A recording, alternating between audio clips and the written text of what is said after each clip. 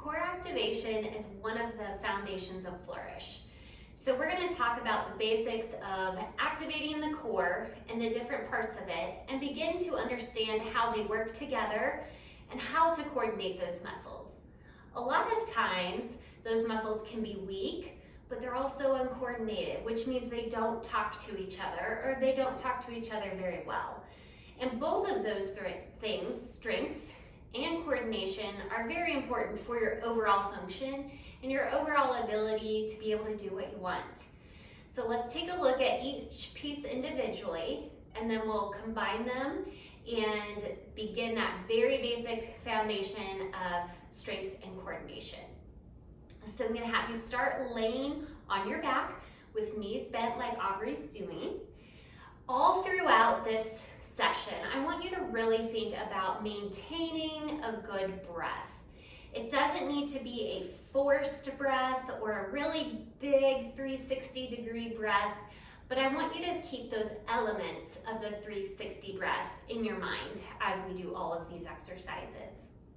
So the first piece of the puzzle I like to start with is activating the pelvic floor.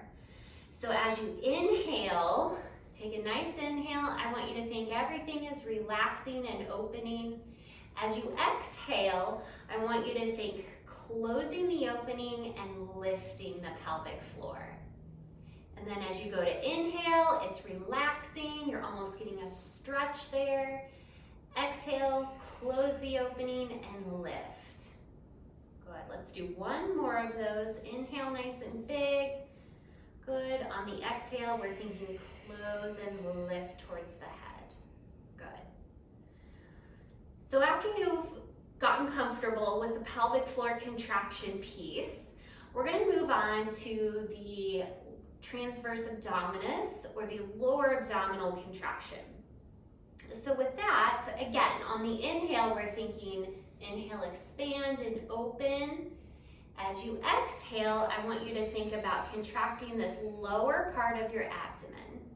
Okay, inhale, expand, good. Exhale, you're thinking about bringing your hip bones together, kind of zipping up that lower part of your abs. Good. Exhale is where you do the contraction. And have Aubrey show you what I don't want you to do. I don't want you to think about sucking the whole thing in. Yeah, don't do that. That's too much. Good. Take a breath. It's a small, subtle drawing in of those lower abdominals.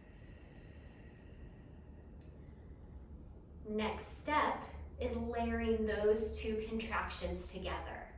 So again, we're doing inhale, expand, open. As you exhale, you're thinking drawing the pelvic floor up, drawing the lower abdominals in. So let's try a couple breaths of that. Good. Again, very small, subtle movements. When you're contracting the pelvic floor, you should not be squeezing your glutes together. It's such a subtle movement, you really shouldn't be able to see it from the external world. Good, one more there. Nice big inhale, expand, exhale, good. Pelvic floor and core. We're gonna add one more piece to the puzzle here.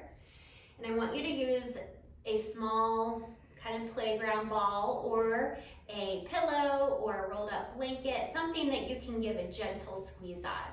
You're gonna put that ball in between the knees and just kind of hang on to it. So we're adding in a gentle inward squeeze of the ball with the pelvic floor contraction and the abdominal contraction. So your goal here is not to squeeze really hard and try and pop that ball. Again, very subtle, coordinated effort of all of those muscles contracting. So as you inhale and expand, everything's relaxed. And you exhale, you're gonna do gentle squeeze, pelvic floor, lower abdominals. And then inhale, expand, exhale, squeeze, pelvic floor, lower abdominals. Good.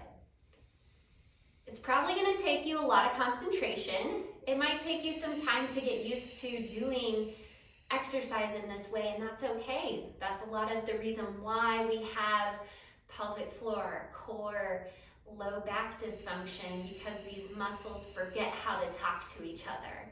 And it's this simple base foundation that we want to lay and make sure it's really strong so that we can build upon that.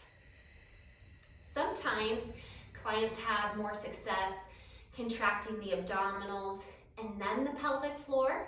Other times clients have more success contracting the pelvic floor first and then the abdominals. It's really up to you and what you feel like works best for you as far as the sequence of contraction, but as long as you're able to focus on squeezing the thighs in, squeezing the pelvic floor, the lower abdominals, and coordinating that with your breath, you're gonna lay that good foundation, and the sky's the limit